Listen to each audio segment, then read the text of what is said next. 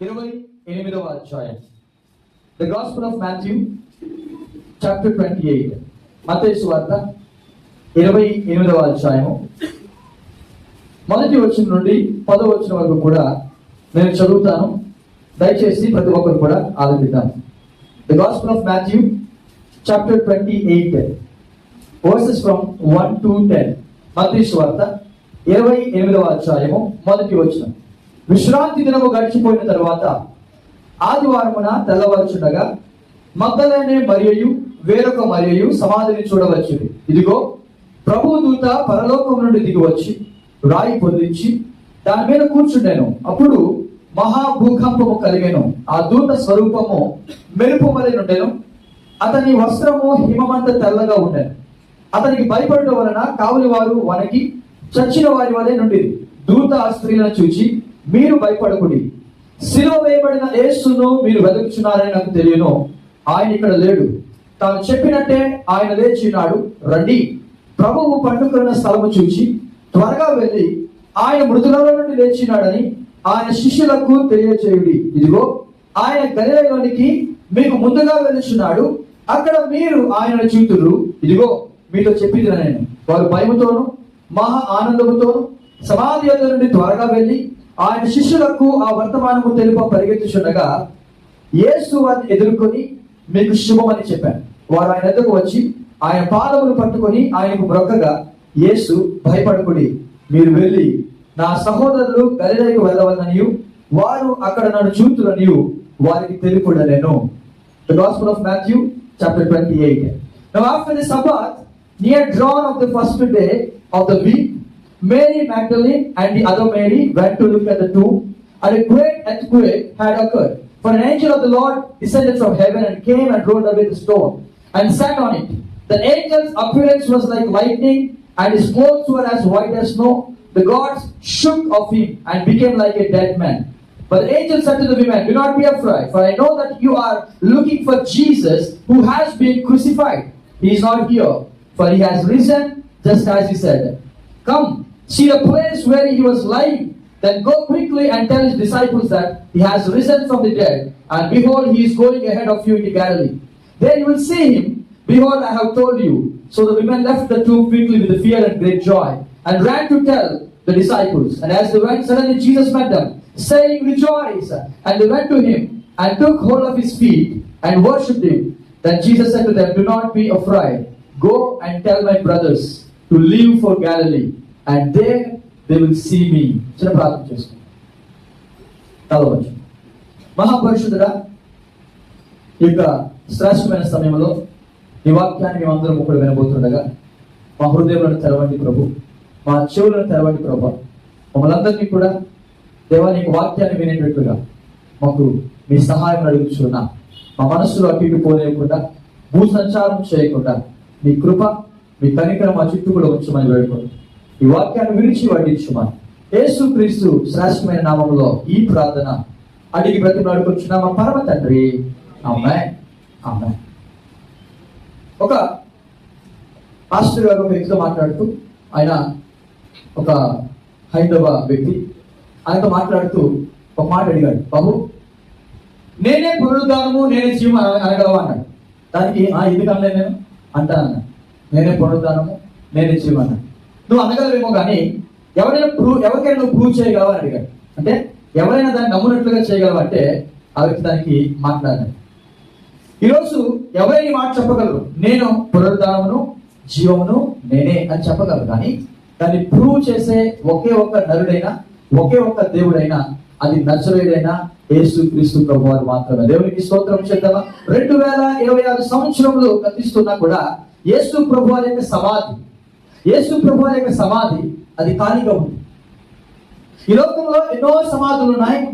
ఉదయకాలం కూడా చాలా మంది ఎక్కడికి వెళ్ళారు, సిమెంట్కి వెళ్ళి మరి వారి యొక్క బంధువులు లేదా రక్త సంబంధికులు వారు మరణించిన ఆ యొక్క సమాధులు దర్శించి చాలా మంది మరి వస్తూ ఉన్నారు. అక్కడ చాలా సమాధులు మీకు కనబడి ఉంటాయి. చాలా కొన్ని లక్షల కొన్ని వేల చాలా సమాధులు కనబడతాయి. కానీ ఏ సమాధి కూడా ఖాళీగా అనేది లేదు ప్రపంచంలో. బట్ ఒకే ఒక సమాధి ఖాళీగా ఉంది. అది ఎవరిదంటే యేసుక్రీస్తు వారి యొక్క సమాధి. అందుకే ఇక్కడ 5వ వచనం చదివినట్లయితే 5వ వచనం చదువుకుందామా? దూత ఆ స్త్రీలను చూచి మీరు భయపడకుడి, సిలువ వేయబడిన యేసును మీరు వెతుకుచున్నారని నాకు తెలియను. యేసు ప్రభువాన్ని సిలువ వేశారు. మనందరికీ తెలుసు కదా, గుడ్ ఫ్రైడే అనగా శుభ శుక్రవారం, నిన్నటి దినం కాకుండా మొన్నటి దినం. ఆ దినాన్ని యేసు ప్రభువాన్ని సిలువ వేశారు. ఎక్కడ సిలువ వేశారో తెలుసా? యెరూషలేము యొక్క వెలుపల. ఆయన ఎక్కడ సిలువ వేశారో తెలుసా? 2 దొంగల మధ్యలో. అంటే ఈయన కూడా అక్రమకారుడే, ఈయన కూడా ఒక దోషి అని యేసు ప్రభుకి తీర్పునిచ్చి ఆయనను 2 బందిపోటు దొంగల మధ్య, he was crucified between 2 thieves. 2 దొంగల మధ్య యేసు ప్రభుని సిలువ వేసినట్టుగా మనందరికీ కూడా తెలుసు. అయితే ఆ దినాన్ని 6 గంటల సేపు కూడా, ఉదయకాలం 9 గంటల నుండి మధ్యాహ్నము 3 గంటల వరకు కూడా యేసు ప్రభువారు 6 hours, యేసు ప్రభువారు 6 గంటలు ఆ సిలువ అనే బ్రాను మీద వేలాడాడు. తర్వాత ఆయన తన యొక్క ఆత్మను అప్పగించుకొని ప్రాణం విడిచాడు. అయితే అటుపక్క 2 దొంగలు వారు చావలేదు, వారు ఇంకా అలాగే ఉన్నారు. యేసు ప్రభువారు చనిపోయారు, కానీ వీరిద్దరు కూడా చావలేదు. సైనికులు మరుసటి రోజు విశ్రాంతి దినం కదా, అంటే శనివారం ఏమంటామంటే సబ్బాతు డే అంట. ఈ విశ్రాంతి దినాన్ని ఏ యొక్క బాడీ అనేది శిలువ మీద ఉండడానికి వీలు, ఈ బ్రాన్ మీద ఉండడానికి వీలు. విశ్రాంతి దినాన్ని ఏ యొక్క బాడీ కూడా శిలువ మీద వేలాడకూడదు. అలా వేలాడితే శాపగ్రస్తుడు. అసలు శిలువ మీద వేలాడిన వాడే శాపగ్రస్తుడు. అటువంటి శాపగ్రస్తుని యొక్క బాడీ అనేది సబ్బాతు రోజు ఉండకూడదు. వెంటనే ఈ యొక్క విషయాన్ని గమనించి సైనికులు ఏం చేశారంటే ఒక్కొక్క బాడీ చెక్ చేసుకుంటూ వస్తే ఈ 2 దొంగలు కూడా ఇంకా అలాగే ఉన్నారు. వెంటనే వారి యొక్క కాళ్ళని విరగొడతారు. ఎందుకు విరగొడతారంటే త్వరగా చనిపోవాలి అని. సో ఆ 2 దొంగల యొక్క కాళ్ళు విరగొట్టేశారు, వాళ్ళు చనిపోయారు. యేసు ప్రభు దగ్గరికి వచ్చారు. యేసు ప్రభు కూడా బ్రతికే ఉన్నారా ఇంకా అని చెప్పి ఆయన దగ్గరికి వచ్చేసరికి ఆయన మౌనంగా ఉన్నారు. ఆయన ఊపిరి లేదు, ఆయన అప్పటికే ప్రాణం విడిచాడు. కానీ అప్పటికి కూడా ఇంకా నమ్మకం రాక ఒక బల్లెం తీసుకున్నాడు. ఒక సైనికుడు తీసుకుని ఆయన ప్రక్కలో పొడిస్తే ఏమొచ్చింది తెలుసా? లోపల నుండి రక్తం కారింది. రక్తం తర్వాత నీళ్లు కారి ఆయన మరణించాడు అని ఖచ్చితంగా వారు కన్ఫర్మేషన్ తీసుకున్న తర్వాత ఆ బాడీస్ అన్నింటినీ కూడా ఏం చేశారంటే సమాధిలోనికి తీసుకువెళ్ళిపోయారు. అయితే యేసు ప్రభు వారి యొక్క బాడీ ఎవరు తీసుకెళ్లారు తెలుసా? యోసేపు అనే వ్యక్తి తీసుకెళ్లారు. అతను అరిమతయ్య యోసేపు అని పిలుస్తున్నారు. పిలాతు అడిగాడు, ఏవయ్యా నీ కోసం, అతను యాక్చువల్లీ ధనవంతుడు, రిచ్ మ్యాన్ అన్నమాట, నీ కోసము నువ్వు చనిపోయాక నీ శరీరాన్ని పాతి పెట్టబడాలని నీ కోసం తొలిపించుకున్న ఆ సమాధానాన్ని యేసుకు ఎదిగిస్తున్నావు అని అడిగాడు పిలాతు. అయ్యా నేను ఇచ్చేది 3 రోజులు కొరికేస్తున్నాను. ఎన్ని రోజులు కంట? యేసు ప్రభు వారికి శిష్యుడు అంట. చదవండి ఒకసారి లూకా సువార్త 23వ అధ్యాయము. The gospel of Luke chapter 23. లూకా సువార్త 23వ అధ్యాయము 50వ వచనము, 51వ వచనము, 52వ వచనం మనం చదువుకుందాం. అరిమతయ్య అను యూదుల పట్టణపు సభ్యుడైన యోసేపు అని ఒకడుండెను. అతడు సజ్జనుడును నీతిమంతుడైన ఉండి వారి ఆలోచనకును వారు చేసిన పనికి సమ్మతింపక దేవుని రాజ్యము కొరకు కనిపెట్టుచుండిన వాడు. ఎవరంటే ఈ వ్యక్తి? ఒక మంచి సజ్జనుడు, ఒక మంచి నీతిమంతుడు. అంతేకాదు దేవుని రాజ్యం కొరకు కనిపెట్టుకున్నవాడు. ఇంకొక గాస్పెల్లో ఉంటది, ఇంకొక సువార్తలో ఉంటది, యేసు ప్రభు యొక్క శిష్యుడు అంటే అనుకున్నాడు. అటువంటి వ్యక్తి ఎక్కడికి వెళ్ళాడంట? 52వ వచనం. అతడు పిలాతు వద్దకు వెళ్ళి యేసు దేహము తనకు ఇమ్మని అడుగుకొని, ఏంటంట? యేసు దేహము తనకు ఇమ్మని ఆయన అడుగుకున్నాడు. ఎవరిని? పిలాతు వద్దకు వెళ్ళాడు. బాబు ఆ యొక్క దేహాన్ని మనకి ఇస్తారా అని అడిగాడు. అతను ఒక మంచి ధనవంతుడు, అరిమతయ్య యోసేపు. అంతేకాదు యూదుల పట్టణపు సభ్యుడు అని బైబిల్ చెప్తూ ఉంది అరిమతయ్య యోసేపు. అయితే పిలాతు అడుగుతున్నాడు, ఎవయ్యా నీ కొరకు చక్కగా తొలిపించుకున్నావు, మంచిగా దాని అంతా కూడా శుభ్రంగా ఉంచుకున్నావు, అటువంటి యేసుకి ఎందుకు ఇస్తున్నావు నువ్వు? ఆయన నేరస్తులు విన్నాం కదా, ఆయన అటువంటి అక్రమకారులు ఒకటి ఎంచబడ్డాడు కదా, ఆయనకి ఎందుకు ఇస్తున్నాడు? అయితే ఆ వ్యక్తి అన్నాడు, అయ్యా ఓన్లీ 3 రోజులకి ఇస్తున్నాను, అద్దెకి ఇస్తున్నాను అన్నాడు. ఏంటంట? అద్దె.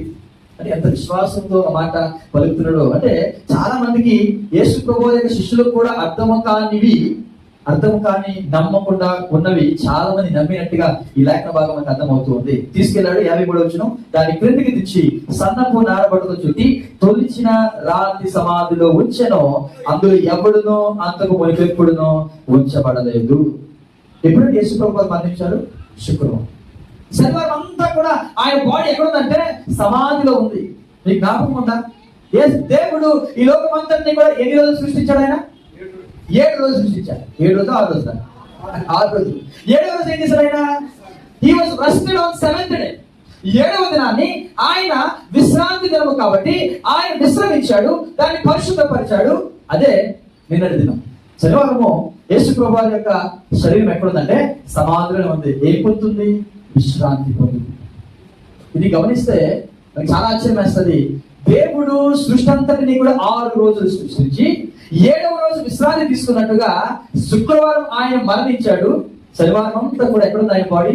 చాలా మంది క్వశ్చన్ వస్తుంది, ఏమండి ఆయన దేవుడు కదా, శుక్రవారం ఆయన మరణించి వెంట తక్కువ లేస్తే బలిగురు కదా, లోకం అంతా కూడా రక్షించబడుతుంది. అక్కడ చూసిన వాళ్ళందరూ కూడా అదే అడుగుతున్నారు కదా, అయ్యా నీవు కిందకి దిగితే మేము నమ్ముతాము, నీవే క్రీస్తు నమ్ముతాము. అదంతా కూడా ఆ సవాలన్నిటి కూడా పులి స్టాప్ పెట్టేచ్చు కదా అని చాలా మంది అడిగే ప్రశ్నలకు ఒకే ఒక ఆన్సర్ తెలుసా?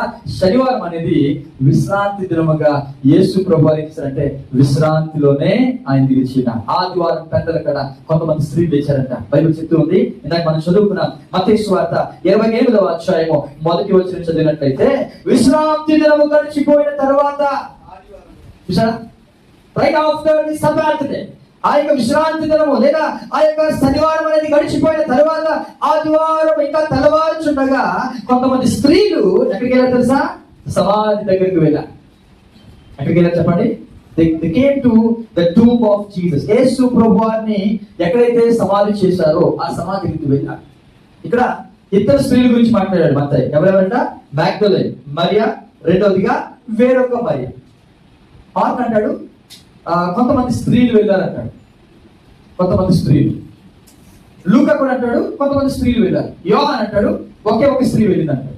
ఓకే, మగ్దలేనే మరియా. అలాగా స్త్రీలు మాత్రమే వెళ్ళారు, పురుషులు వెళ్ళలేదు. తర్వాత పేతురును యోహాను వెళ్ళినట్టుగా మళ్ళీ యోహాను తెలియజేస్తూ ఉంటాడు. ఏదేమైనా కొంతమంది స్త్రీలు మాత్రము వారు వెళ్ళారు. ఎందుకు వెళ్ళారు? ఎక్కడ దేనికోసం వెళ్ళారు తెలుసా?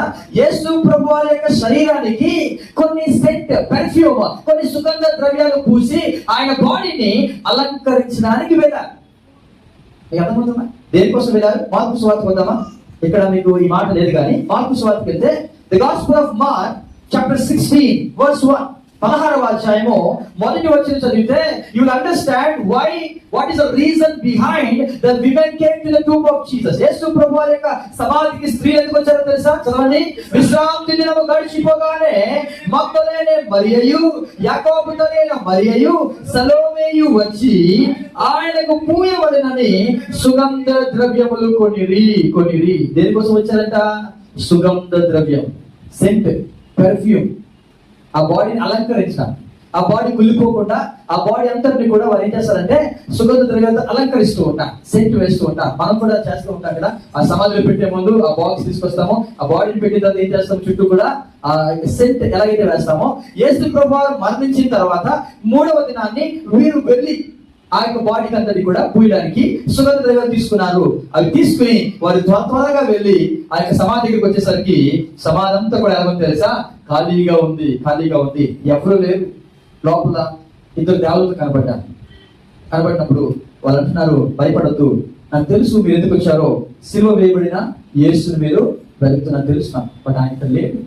తాను చెప్పినట్టే ఆయన లేచాడు అని చెప్పి ఆ యొక్క 5వ వచనం చదివినట్టయితే మత్తయి సువార్త 28వ అధ్యాయము ఇందాక మనం చదువుకున్నాం కదా, వర్స్ నంబర్ 5, 5వ వచనం వెళ్తే, అతనికి ఆ దూత ఆ స్త్రీలను చూచి, మీరు భయపడకుడి, సిలువ వేయబడిన యేసును మీరు వెతుకుచున్నారని నాకు తెలియను. ఎలాంటి యేసు వెతుకుతున్నారంట? ఇప్పటికి కూడా మనం అదే చేస్తున్నాం. యేసు ప్రభువారు ఎలాంటి యేసు ప్రభువారు వెతుకుతున్నారంట? సిలువ వేయబడిన యేసును మీరు వెతుకుచున్నారు. ఇప్పటికీ కూడా many people they are searching for the crucified Jesus. అంటే ఎవరైతే సిలువ వేయబడ్డారో అటువంటి యేసు ప్రభువుని వెతుకుతున్నారు. కానీ 6వ వచనం అంటాడు దేవదూతలు, ఆయన ఇక్కడ లేడు, తాను చెప్పినట్టే ఆయన లేచిన్నాడు అని ఆ యొక్క ఇద్దరు స్త్రీలకు తెలియజేస్తారు. దేవునికి స్తోత్రము చెప్తామా? హల్లెలూయా. ఆయన సమాధి ఎలాగో తెలుసా? ఖాళీ సమాధి. ఈ సమాధిలో శిలువ వేయబడి యేసు లేడు. ఇంకా ఏ యేసునట్టు తెలుసా? పునరుద్ధారుడైన యేసు. ఆయన లేచినాడు. He was risen. Come and see where the Lord laid down. ఎక్కడైతే ప్రభు పండుకున్నాడో ఆ వచ్చిన స్థలాన్ని చూడండి అని చెప్పి వారిద్దరిని కూడా ఆహ్వానిస్తారు. వారు వస్తారు. వారు చూసిన తర్వాత ఆ మాట తెలియజేస్తారు. 7వ వచనం చదువుకుందామా? 7వ వచనం. త్వరగా వెళ్ళి ఆయన మృతులలో నుండి లేచినని ఆయన శిష్యులకు తెలియచేయడి, మీకన్నా ముందుగా ఆయన గలిలయకు వెళ్ళుచున్నాడు గనుక మీరు అక్కడ ఆయనను చూతురు అనేను. Matthew 28:7. That go quickly and tell his disciples that he has risen from the dead, and behold, he is going ahead of you into Galilee. There you will see him. Behold, I have told you. ఒకసారి మాట మనం ఆలోచిద్దాం. ఏమన్నారు వాళ్ళందరూ కూడా? దేవదూతలు కూడా ఏమన్నా తెలుసా? మీరు త్వరగా వెళ్ళండి, ఆయన మృతులలో నుండి లేచినాడని ఎవరు తెలియజేయమంటున్నాడు? ఆయన శిష్యులకు తెలియజేయండి. ఇదిగో ఆయన గలిలయలోనికి మీకు ముందుగా వెళ్ళుచున్నాడు, అక్కడ మీరు ఆయనను చూతురు. అసలు ఎందుకు మనం దేవుని సన్నిధికి వెళ్తున్నాం? ఎప్పుడు ఆలోచించారా? ఎందుకు? Why you are coming to the church? ఎందుకు దేవుని సంఘానికి వెళ్ళాలి? ఎందుకు దేవుని సన్నిధికి, దేవుని యొక్క సంఘానికి వెళ్ళాలి? Why? What is the reason? దేవుని మహిమపరచడానిక? ఇంకా దేవుని స్తుతించడానిక? ఇంకా కొత్త బట్టలు కట్టుకుంటే, కొత్త బట్టలు కట్టుకున్నాం అనుకోండి, అది ఇతరులకు ఏం చేయాలి? చూపించుకోవడానిక? లేకపోతే పెళ్లి కాని వ్యక్తులు వస్తే ఎవరిని చూడడానికి? బాయ్స్ ఏమో, గర్ల్స్ ఏమో. ఇక్కడ ఒక సత్యాన్ని ఏంజెల్స్ మాట్లాడుతూ ఉన్నారు.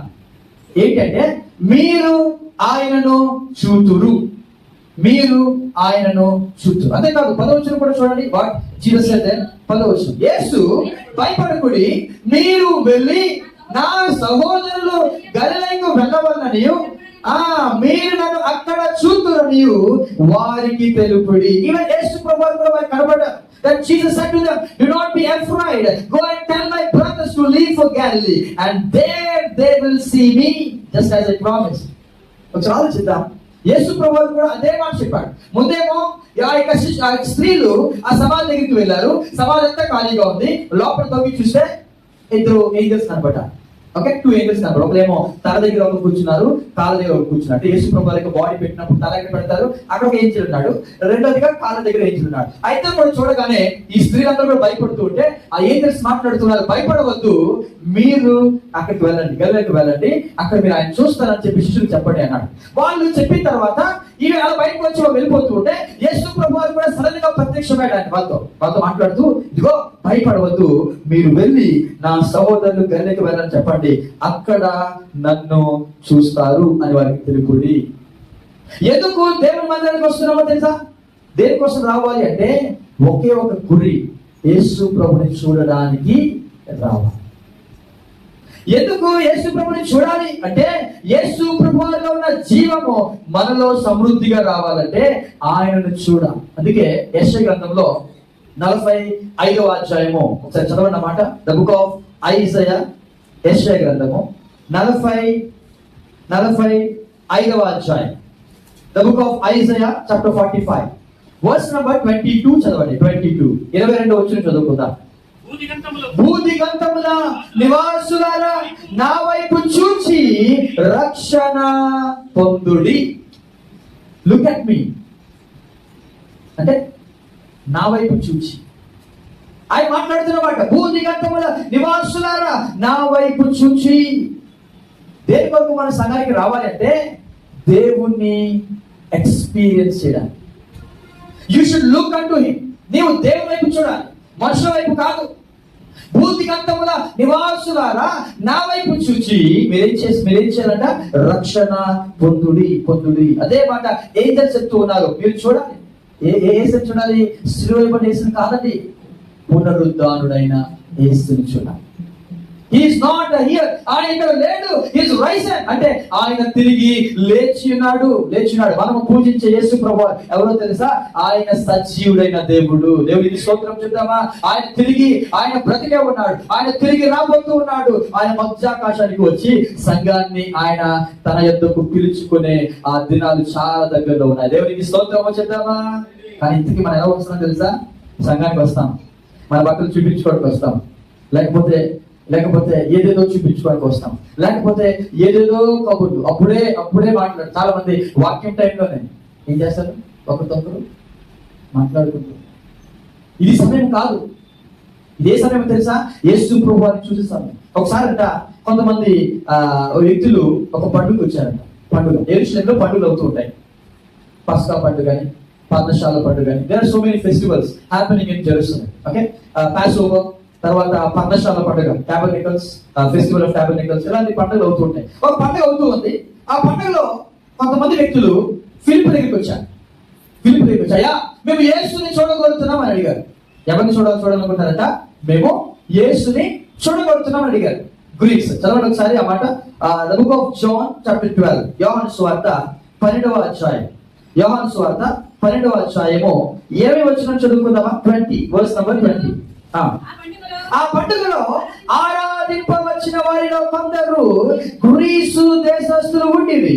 వారు గలిలయలోని బేత్సాయిదా వాడైన ఫిలిప్పు వద్దకు వచ్చి, అయ్యా, మేము యేసును చూడగోరుచున్నామని అతనితో చెప్పగా. వీరెవరంటే గ్రీసు దేశస్థులు. ఇంకా చెప్పాలంటే అన్యులు. గ్రీకు దేశస్థులు వారు జ్ఞానాన్ని వెతుకుతూ ఉంటారు. గ్రీకు దేశస్థులు వారికి ఏం కావాలంటే తత్వజ్ఞానం కావాలి. తత్వజ్ఞానం, ఫిలాసఫర్స్. అంటే గ్రీక్ ఫిలాసఫర్స్ చాలా మంది ఉంటారు. నాకు తెలిసిన ఒక పేరు చెప్పండి. ప్లేటో, ఇంకా అరిస్టాటిల్. ఎస్, వీళ్ళందరూ ఎక్కడంటే ఈ గ్రీసు అంటే ఆ గ్రీకు సామ్రాజ్యంలోనే ఉన్న వీరందరూ కూడా బహు జ్ఞానవంతులు. వారు జ్ఞానాన్ని వెతుకుతూనే ఉంటారు. మంచి మంచి ఫిలాసఫర్లు చెప్తూ ఉంటారు. ఆ మాట మనకు అర్థం అవుతుంది. వారంట సడన్ గా ఫిలిప్పు దగ్గరికి వచ్చారు. అయ్యా, మేము యేసు ప్రభువుని చూడాలనుకుంటున్నామన్న. ఎవరు చూడాలనుకుంటున్నారు? ఎప్పుడైనా మనకు అటువంటి ఆశ ఉందా? మందిరానికి వచ్చినప్పుడు ఈ రోజు నేను ప్రభువుని చూడాలని ఆశపడుతున్నాను అని ఎప్పుడైనా అటువంటి ఆలోచనతో వచ్చామా? 26 years గతించింది సంఘానికి. దేవుడు 27th anniversary 27వ సంవత్సరాన్ని, వార్షికోత్సవాన్ని దేవుడు మన సంఘానికి దయచేశాడు. దేవునికి స్తోత్రం చేద్దామా? హల్లెలూయా. ఇప్పుడు అడుగుతున్నాడు ఆయన్ని, మీరు వస్తున్నారు బానే ఉంది, బట్ నన్ను వెతకడానికి వస్తున్నారా? Are you coming to look at Jesus? యేసు ప్రభువుని చూడడానికి వస్తున్నారా, లేకపోతే మనుషులను చూడడానికి వస్తున్నారా? ఈరోజు ఒక ప్రశ్న ప్రభు మన ముందు పెడుతున్నాడు. ఫిలిప్ ఏం చేశాడు తెలుసా? 22వ వచనం చదవండి. 22nd. ఫిలిప్ వచ్చి ఆంద్రేయుతో చెప్పాను. ఆంద్రేయును ఫిలిపును వచ్చి యేసుతో చెప్పిరి. అందుకు యేసు వారితో ఇట్లా, నేను మనుష్య కుమారుడు మహిమ పొందవలసిన గడియ వచ్చి ఉన్నది. Philip came and told Andrew దగ్గరికి వెళ్ళి, అయ్యా, ఇలాగ కొంతమంది చదువుతున్నారు, యేసయ్య చూడాలనుకుంటారు, ఏం చేద్దామంటే ఇద్దరు కలిసి యేసు దగ్గరికి వెళ్ళారంట. అయ్యా, మిమ్మల్ని కొంతమంది చూడాలని ఆశపడుతున్నారని దే టోల్డ్ జీసస్. వాళ్ళు యేసు ప్రభు చెప్పారు. యేసు ప్రభు అన్నారు, మనుష్య కుమారుడు మహిమ పొందాల్సిన గడియ అది వచ్చినది అన్నాడు. అప్పుడు యేసు ప్రభు శరీరపడ్డా. అప్పుడు యేసు ప్రభు ఆయన చాలా అద్భుతాలు చేస్తూ ఉన్నాడు, అనేకమైన అద్భుతాలు చేస్తూ ఉన్నాడు, మరణించిన వారిని లేపుతూ ఉన్నాడు, కుష్ఠరోగిని బాగు చేస్తూ ఉన్నాడు. అయినా కూడా విశ్వాసం ఎవరికి ఉండడం లే. పిలిచి అడిగారు, యేసు ప్రభు చూడాలనుకుంటున్నాను అంటే ఫిలిప్పు ఆంద్రేయ యేసు దగ్గరికి చెప్తూ ఉన్నారయ్యా, మిమ్మల్ని చూడడానికి కొంతమంది వచ్చారు, వారు గ్రీస్ దేశస్తులు, వారికి మరి మీ యొక్క దర్శనం కావాలంట, వారికి మీరు రండి, మీరు చూపించుకోండి అంటే ఆయన ఒకటే మాట అన్నాడు, మనుష్య కుమారుడు మహిమ పొందాల్సిన గడియ వచ్చినది. ఏంటి ఆ మహిమ? ఏ గడియ అది? యేసు ప్రభు గడియ అనే మాట మాట్లాడుతున్నారు కదా. ఇంగ్లీష్ లో రాయబడింది, the hour has come for the son of man to be glorified and exalted. అంటే యేసు ప్రభు మహిమ పొందడానికి, యేసు ప్రభు హెచ్చింపబడడానికి సమయం వచ్చింది అన్నాడు. అంటే ఏ సమయం అది? ఏ సమయం? సిలువ అనే సమయం. యేసు ప్రభువు హెచ్చింపబడాలి అంటే, యేసు ప్రభువు మహిమపరచబడాలంటే ఇది దాటితేనే ఆయన హెచ్చింపబడతాడు. ఏంటది? సిలువ మరణం. అందుకే గెత్సేమనే తోటలో he cried out to the Lord 3 times. తండ్రికి మొర పెట్టుకున్నాడు, అయ్యా, నీ చిత్తమైతే ఈ గిన్నె నా ఎదుట నుండి తొలగించు అని 3 సార్లు ప్రార్థన చేశాడు. కొన్నిసార్లు మన ప్రార్థనకు జవాబు రాదు, ఏం చేస్తాం? అర్థమవుతుందా? కొన్నిసార్లు మన ప్రార్థనకు జవాబు రాదు, ఏం చేస్తాం? ప్రభుని విడిచిపెట్టేద్దామా? విడిచిపెట్టదామా? కొన్నిసార్లు ప్రార్థనకి జవాబు రాదు. ఎందుకంటే దాని ద్వారా దేవుడు మహిమ పరచబడాలి అనుకుంటే ఖచ్చితంగా జవాబు రాదు. తండ్రి నీకు ఇష్టమైతే గిన్నె తీసివేయవా అని 3 సార్లు ప్రార్థిస్తే దేవుడు అన్నాడు లేదు లేదు అన్నాడు. 3 సార్లు కూడా ఆ ప్రార్థనకి జవాబు రాకపోతే యేసు ప్రభువు ముందుకు సాగిపోయారు. కానీ ఎక్కడ కూడా తండ్రి నేను విడిచిపెట్టేస్తున్నాను కదా. ఈరోజు అనేక మంది క్రైస్తవులు సంఘానికి వస్తున్నారు. దేనికోసం వస్తున్నారంటే అనేకమైన పనులు మాత్రమే చూస్తున్నారు తప్ప యేసు ప్రభువుని చూడడానికి ఎవరు రావట్లేదు. అందుకే విశ్వాసం ఏమవుతుందో తెలుసా? స్థిరమైన విశ్వాసం ఉండటం లేదు. ఒక చిన్న సమస్య రాగానే వెనక్కి వెళ్ళిపోతున్న వారు చాలా మంది కనబడుతూ ఉన్నారు. రోజు మాట వింటున్న నీవు కూడా సమస్యను బట్టి వెనక్కి వెళ్ళిపోతుంటే నీ విశ్వాసం స్థిరమైనది కాదు అని గుర్తుపెట్టుకుందా. దేవుని సన్నిధిలో మనమందరము కూడా ఇదిగో ఆయన మహిమ పొందవలసిన గడియ వచ్చిన మాట్లాడుతూ ఉన్నాడు. ఇదిగో మనుష్య కుమారుడు the son of man is to be glorified and exalted అంటే మహిమ పొందవలసిన లేకపోతే హెచ్చింపవలసిన గడియ వచ్చినది అన్నాడు. ఎందుకు యేసు ప్రభువు వారు కనబడదా? చదవండి 37 వచ్చి చదవండి. అదే అధ్యాయంలో యోహాను సువార్త 12వ అధ్యాయం 37 వచ్చి చదువుకున్నాం. యేసు ఈ మాటలు చెప్పి వారికి కనబడకుండా వెళ్ళి దాగి ఉండెను. ఆయన వారి ఎదుట ఇన్ని సూచనలు చేసినను వారు ఆయన యందు విశ్వాసం ఉంచారు. Jesus said these things and then he left and hid himself from them. ఆయన దాక్కున్నాడంట. వారు కనపడలే. ఎందుకంటే అది సమయం కాదు. ఆయన అప్పటికి సిలువైపడలే. ఆయన ఇంకా మహిమ పొందబడలేదు. ఆ సమయం ఇంకా వస్తుందన్నాడు. ఆ సమయం వచ్చిన తర్వాత అందరినీ నా యొద్దకు ఆకర్షించుకుంటాను అన్నాడు. ఇప్పుడు ఒక వ్యక్తిని చూడాలనుకుంటే మీరు చూస్తున్నారు కదా, మీరు నన్ను అందరూ చూస్తున్నారు కదా, నేను ఎక్కడున్నాను ఇప్పుడు? కొద్దిగా నాకు ఇక్కడ వేసారు ఏంటిది స్టేజ్. ఇప్పుడు స్టేజ్ మీద నిలబడ్డాను కాబట్టి నాకు కనబడతాను. అందరూ కూడా నా ముఖం చూడగలుగుతాను. అందరూ నాకు చూడగలుగుతాను. అందరూ గట్టిగా దేవునికి స్తోత్రం చేద్దామా? ఆ లాస్ట్ లో కూడా కనబడుతున్నాను. నేను కనబడతాను కదా. ఎస్. ఇప్పుడు యేసు ప్రభువు వారు ఎలా మాట్లాడుతున్నారంటే నేను అందరికీ కనబడాలంటే నేను ఎక్కడ కాదన్న ఎక్కడ? సిలువ మీద.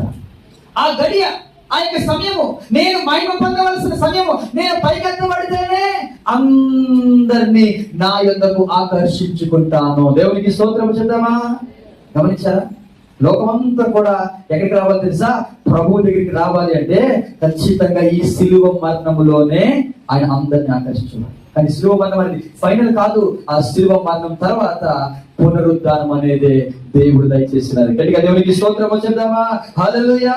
అందుకే ఆ యోహాను సువార్తలోనే ఆ అధ్యాయం అంతా మీరు చదవండి, చాలా అద్భుతమైన మాటలు కనబడతాయి. నేను పైకెత్తబడితేనే తప్ప ఎవరిని కూడా నేను ఆకర్షించుకోలేను అనే మాట మనకి కనబడుతూ ఉంటాయి. ఈరోజు ప్రభు మనతో మాట్లాడుతూ ఉన్నాడు. If you want to go to church, నీవు సంఘానికి వెళ్ళాలనుకుంటే ఒకే ఒక లక్ష్యం మనం కలిగి ఉండాలి. ఏంటో తెలుసా? I want to see Jesus. యేసు ప్రభుని చూడాలి. ఎవరిని చూడాలి? యేసు ప్రభుని చూడాలి. ఎక్కడ చూడాలి? ఓకే, అంత బాగానే ఉంది. ఎక్కడ చూడాలి? మళ్ళా వద్దామా? మత్తయి సువార్తకు వద్దామా? 28వ అధ్యాయం, the gospel of Matthew chapter 28 verse number 7. మళ్ళా 7వ వచనం చదువుకుందాం. మత్తయి సువార్త 28 7వ వచనం. త్వరగా వెళ్ళి ఆయన మృతులలో నుండి లేచినాడని ఆయన శిష్యులకు తెలియజేయుడి. ఇదిగో ఆయన గలిలయలోనికి మీకు ముందుగా వెళ్ళుచున్నాడు. ఒకసారి ఆగుదాం. ఎక్కడికి వెళ్ళమంటూ ఉన్నాడు? యేసు ప్రభుని చూడాలి అంటే ఒక ప్రదేశం పేరు చెప్తూ ఉన్నాడు. ఎవరు? ఏంజల్స్, దేవుడు చెప్తూ ఉన్నాడు. మరి యేసు ప్రభు కూడా అదే మాట చెప్పారు. 10వ వచనం చదవండి. ఇప్పుడు 10వ వచనం. యేసు భయపడకుడి, మీరు వెళ్ళి నా సహోదరులు గలిలయకు వెళ్ళవలెను, అక్కడ నన్ను చూతురని వారికి తెలుపుడి. ఎక్కడికి వెళ్ళాలంట? అందరూ చెప్పండి. ఇంకా చెప్పండి, గట్టిగా చెప్పండి. గలిలయ. ఈరోజు నా అంశం అదే. గలిలయలో పునరుద్ధరణైన క్రీస్తును చూచుట. Seeing the risen Christ in Galilee. గలిలయ పట్టణం చాలా పెద్ద పట్టణం ఇది. ఇందులో ఒక సముద్రం మనకు కనబడుతుంది. సముద్రం చుట్టూ, ఆ సముద్రానికి పేరు కూడా ఏ సముద్రం అది? గలిలయ సముద్రం. విశాఖపట్నంలో మనకి ఒక సముద్రం ఉంది. ఏ సముద్రం అది? అది చెప్పగానే గుర్తొస్తుంది. ఆర్కే బీచ్ అంటాం కదా, దాని గురించి తలుపు అక్కర్లేదు. అలాగే గలిలయ సముద్రానికి ఆ పేరు తలుపు అక్కర్లేదు. గలిలయ పట్టణం యొక్క పేరే గలిలయ సముద్రం, సీ ఆఫ్ గ్యాలిలీ అంటాం. దీనికి మరొక పేరు రాయబడు, సీ ఆఫ్ కిన్నెరెతు అని పిలుస్తూ ఉంటారు. మరొక పేరు ఉంది, సీ ఆఫ్ టిబెరియస్. అంటే తిబెరియా సముద్రం. చాలా పేర్లు ఉన్నాయి, 3 పేర్లు మనకు కనబడతాయి బైబిల్లో. ఈ తిబెరియా సముద్రము లేదా గలిలయ సముద్రము, ఆ చుట్టూ ఉన్న ప్రాంతమే గలిలయ పట్టణం. ఈ పట్టణము ఒకసారి ఇది గమనించండి, పిక్చర్ చూస్తే నీకు అర్థమవుతుంది. ఇదిగోండి, ఈ ఎల్లో కలర్ ఉంది కదా, ఈ ఎల్లో కలర్ ఇదంతా కూడా గలిలయ పట్టణం. అందులో మీకు నజరేత్ అనే పట్టణం కనబడుతుంది. నజరేత్ అంటే యేసు ప్రభువారు పుట్టినదా పెరిగినదా? పెరిగిన సార్. పుట్టింది అక్కడ ఓకే. రెండోది కానా అనే ఊరు కనబడుతుంది మనకి. కానా కానా కానా అంటే హిందీలో కానా కాదు. కానా అంటే యేసు ప్రభువారు ఫస్ట్ మిరకల్ చేశారు, మొదటి అద్భుతాన్ని అక్కడ చేసిన ఆ స్థలం ఏదంటే ఈ గలిలయ పట్టణం. అందులోనే ఇగో టిబెరియస్, ఇది సీ ఆఫ్ గలిలీ, ఇది సీ ఆఫ్ గలిలీ అంటారు. ఇది సీ ఆఫ్ గలిలీ. ఈ కిందకి వస్తే జూడియా, ఇదంతా కూడా మనకి గలిలయ పట్టణం. ఓకే. ఇందులో కొన్ని ప్రాంతాలు కూడా మనకు తెలుసు. మగ్దాలా అనే ప్రాంతం, అందులోనే మగ్దలేని మరియా, ఆమె ప్రాంతం కూడా గలిలయలోనే ఉంది. ఇంకా చెప్పాలంటే యేసు ప్రభువారి యొక్క శిష్యులు ఈ ప్రాంతంలోనే సెలెక్ట్ చేయబడ్డారు. యేసు ప్రభువారికి ఎక్కువ మంది శిష్యులు వాళ్ళు ఎక్కడ తెలుసా? ఈ ప్రాంతంలో గలిలయ. ఇంకో పట్టణం ఉంది, ఆ పట్టణం మనకు బాగా తెలుసు, కపెర్నహూం. ఈ పేరు కపెర్నహూం అనే పట్టణం, అది కూడా గలిలయలోనే ఆ పట్టణం కూడా ఉంది. ఓకే. ఇప్పుడు ఉన్న పట్టణము ఇది ఇలాగా గలిలయ పట్టణం అంతా కూడా ఇలా కనబడుతుంది. ఆ సముద్రము గాని అంతా కూడా చాలా అద్భుతంగా ఉంటది. ఈ గలిలయ గురించి బైబిల్ చెప్తున్న 3 పట్టణాల గురించి మనకు కనబడుతుంది. ద సిగ్నిఫికెన్స్ ఆఫ్ గలిలయ ఏంటంటే, ఇందాక మనం చదువుకున్నాం కదా, నజరేతు అనే పట్టణం. ఇది గలిలయ పట్టణంలో యేసు ప్రభువారి యొక్క బాల్య గృహము. అంటే యేసు ప్రభువారు పెరిగిన స్థలం ఎక్కడంటే ఈ నజరేతు. అందుకే ఎక్కువగా మంది మాట్లాడుతూ ఉంటారు నజరేయుడైన ఆ పేరు అందుకు వచ్చింది. యేసు ప్రభువారు బెత్లెహేములో జన్మించాడు. తర్వాత ఆయన ఎక్కడ తీసుకెళ్లారు తెలుసా? నజరేతు పట్టణానికి తీసుకెళ్లిపోయారు. నజరేతులో ఆయన పెరిగారు. అక్కడ ఎక్కడికి వెళ్ళలేదు ఆయన. ఆయన యొక్క బాల్యం అంతా కూడా మీరు గమనిస్తే ఆయన పుట్టిందేమో బెత్లెహేములో పుట్టాడు. ఎందుకంటే బెత్లెహేములో పుట్టాడు? ఎందుకు బెత్లెహేములో పుట్టాడు? నజరేతులో పుట్టి నజరేతులో పెరగచ్చు కదా. బెత్లెహేములో ఎందుకు పుట్టాడు తెలుసా? యేసు ప్రభువు ఎవరు అంటే, ఒక వ్యక్తి అంటాడు, ఈయన గొర్రెపిల్ల, లోక పాపమును మోసుకొని పోవు దేవుని గొర్రెపిల్ల. గొర్రెపిల్లలు ఎక్కడ వాళ్ళు జన్మింపజేస్తారు తెలుసా? బెత్లెహేము పట్టణం. యెరూషలేములో బలి ఇవ్వడానికి గొర్రె పిల్లలను ఎక్కడ తీసుకుంటారంటే బెత్లెహేములో నుండి తీసుకుంటారు. బెత్లెహేములో నుండి తీసుకున్న ఆ గొర్రె పిల్లల్ని అలాగ పెరిగిన తర్వాత, ఒక వయసు వచ్చిన తర్వాత వాటిని యెరూషలేములోకి తీసుకువచ్చి యెరూషలేము దేవాలయంలో వాటిని బలి అర్పిస్తారు. ఆ బలి యొక్క రక్తమును ప్రజలందరికీ కూడా ఆపాదిస్తారు. ఇది రూల్. యేసు ప్రభువు ఎవరు అంటే, యోహాను సువార్త 1:29 రాయబడింది, ఆయన లోక పాపమును మోసుకొని పోయే దేవుని గొర్రె పిల్ల. దేవునికి స్తోత్రము చెప్తామా? ఆయన గొర్రె పిల్ల కూడా ఎక్కడ పుట్టారు ఇప్పుడైనా? ఖచ్చితంగా బెత్లెహేము. అందుకే బెత్లెహేములో ఆయన జన్మించాడు, దావీదు పట్టణంలో జన్మించాడు. ఆయన జన్మించిన తర్వాత ఇదిగో ఆయన్ని చంపడానికి హేరోదు ప్రణాళికలు వేస్తూ ఉంటే వాటిని కూడా దాటుకొని వారికి తీసుకెళ్లిపోయాడు తెలుసా? ఈజిప్ట్లోకి తీసుకెళ్లిపోయాడు, ఐగుప్తులోకి తీసుకెళ్లిపోయాడు యోసేపు. అక్కడి నుండి నజరేతు అనే పట్టణాన్ని. చదవండి మత్తయి సువార్త 2వ అధ్యాయం. మత్తయి సువార్త 2వ అధ్యాయము 19వ వచనం చదువుకుందామా? 19వ వచనం. హేరోదు చనిపోయిన తర్వాత ఇదిగో ప్రభుదూత ఐగుప్తులో యోసేపునకు స్వప్నమందు ప్రత్యక్షమై, నీవు లేచి శిశువును తల్లిని తోడుకొని ఇశ్రాయేలు దేశమునకు వెళ్ళుము. అంటే బెత్లెహేములో నుండి ఎక్కడికి వెళ్ళారు? ఐగుప్తు దేశానికి వెళ్ళారు. ఓకే. బెత్లెహేములో ఆయన పుట్టాడు. అయితే హేరోదు చంపడానికి ప్రయత్నం చేస్తున్నాడు తెలియగానే ఆ ఏంజెల్ చెప్తూ ఉంటాడు, ఇదిగో యోసేపు హేరోదు చంపాలనుకున్నాడు, ఇక్కడ నుండి వెళ్ళిపోండి, ఐగుప్తుకి వెళ్ళిపోవడానికి. కానీ ఐగుప్తుకి వెళ్ళిపోతారు. ఐగుప్తులో ఉన్న తర్వాత హేరోదు చనిపోయాడని తెలిసిన తర్వాత మరలా చెప్పి ఇశ్రాయేలు దేశానికి రా అంటే ఎక్కడికి వస్తాడు తెలుసా? 22వ వచనం చదువుకుందామా? 22వ వచనం. అయితే అర్కెలాయు తన తండ్రి అయిన హేరోదునకు ప్రతిగా యూదయా దేశమును ఏలుచున్నాడని విని అక్కడికి వెళ్ళవలచి స్వప్నమందు దేవుని చేత బోధింపబడిన వాడై గలిలయ ప్రాంతములకు వెళ్ళి నజరేతు ఊరికి వచ్చి అక్కడ కాపురం ఉండెను. గమనించారా? ఎవరి చేత బోధించబడ్డాడు? దేవుని చేత స్వప్నమందు బోధించబడి నజరేతు పట్టణానికి వచ్చాడు. ఆయన బెత్లెహేములో జన్మించాలన్నా దేవుని యొక్క ఆజ్ఞ ప్రకారము, బెత్లెహేములోనే ఐగుప్తుకు వెళ్ళాలన్నా దేవుని యొక్క ఆజ్ఞ ప్రకారము, ఐగుప్తులోని మరలా గలిలయకు రావడానికి కూడా ఎవరి యొక్క ఆజ్ఞ? దేవుని యొక్క ఆజ్ఞను ఎంత తూచా తప్పకుండా పాటించి ఎక్కడికి వచ్చారు తెలుసా? గలిలయ పట్టణం. ఈరోజు ఈ గలిలయ పట్టణం గురించి దేవుడు కొన్ని విషయాలు మనకి నేర్పించాలని ఆశపడుతూ ఉన్నాడు. గలిలయ పట్టణానికి రమ్మంటూ ఉన్నాడు. గలిలయ పట్టణంలో ఎవరు పెరిగారు? యేసు ప్రభువారు పెరిగిన స్థలము నజరేతు అనే పట్టణం. నజరేతు, అందుకే ఆయన నజరేయుడైన యేసు అని పిలుస్తూ ఉంటారు. The Jesus of Nazareth. Nazareth గురించి చెప్పమంటారా? గలిలయ పట్టణము అంత మంచి పట్టణం కాదండి, అది భయంకరమైన పట్టణం. దీనికి ఇంకో పేరు ఉంది, అన్యుల పట్టణం, ద సిటీ ఆఫ్ జెంటైల్స్. అంతేకాదు మరొక పేరుని ఈ గలిలయ పట్టణానికి చీకటి దేశం అంటారు, the country of darkness. Isaiah chapter 9 లో ఉంటుంది అన్నమాట. యెషయా గ్రంథం 9వ అధ్యాయము 1వ వచనం మీరు చదివితే చీకటిలో నడుచుచున్న జనులు అనే మాట ఉంటుంది అక్కడ. ఎవరంట? పెట్టినారా? అందరూ పెట్టినారా? Very good. చీకటిలో నడుచుచున్న జనులు, the people who are walking in darkness. అలాంటి యెషయా గ్రంథం 9వ అధ్యాయము మీరు ఆ వైపు ఎలా చూస్తారంటే అది బైబిల్లో లేని మాటగా ఒక డౌట్ఫుల్ గా చూస్తున్నారు. 9వ అధ్యాయము 1వ వచనం చదవండి. అయినను వేదన పొందిన దేశము మీద మబ్బు నిలవలేదు. పూర్వకాలమున ఆయన జెబూలూను దేశమును నఫ్తాలి దేశమును అవమానపరిచెను. అంత్యకాలమున ఆయన సముద్ర ప్రాంతమును అనగా యొర్దాను అద్దరిని అన్య జనుల గలిలయ ప్రదేశమును మహిమ గలదానిగా చేయుచున్నాడు. ఈ పట్టణం అంటే ఇది అన్య జనుల గలిలయ ప్రదేశం. దీనికి ఒక పేరు చెప్తున్నాను. గలిలయ ప్రదేశం అనేది అన్యుల పట్టణం. గలిలయ ప్రదేశం అనేది మబ్బు నిలిచే పట్టణం. It's city of darkness.